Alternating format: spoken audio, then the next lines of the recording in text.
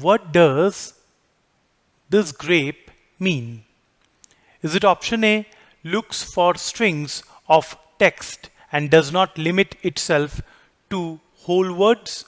Or option B, grep is used with two wildcards? Or option C, it searches for a single word? Or option D, none of the mentioned? If you look at this, there are two asterisks. So the earlier instance of wildcard, the asterisk, tells grep to search any word beginning with DE.